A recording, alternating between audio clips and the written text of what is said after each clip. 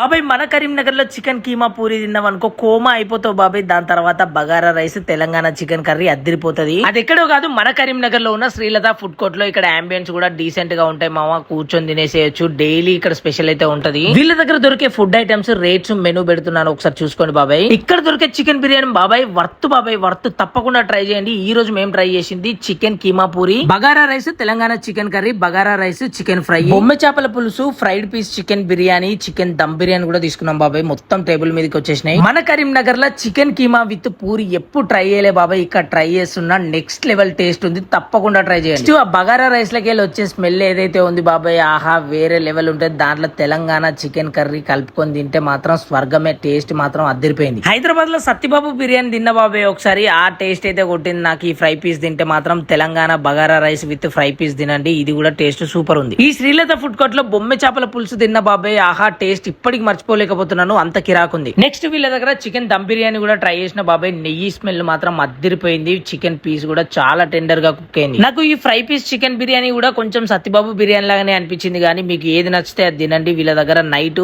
Morning tiffins కూడా available గా ఉన్నాయి బాబాయ్. గుర్తు పెట్టుకోండి, మార్నింగ్ టైమ్ లో రెగ్యులర్ టిఫిన్స్ దొరుకుతాయి, సాయంత్రం టైంలో ఇలాంటి స్పెషల్ టిఫిన్స్ దొరుకుతాయి. నేనైతే చీజ్ దోశ అయితే ఆర్డర్ చేసుకున్నా, టేస్ట్ నెక్స్ట్ లెవెల్ ఉంది. దీని లొకేషన్ వచ్చేసి మన కరీంనగర్ గీతా భవన్, సంగీత మొబైల్స్ దాటిన తర్వాత లక్కీ బార్ కిందనే ఉంటది శ్రీలత ఫుడ్ కోర్ట్.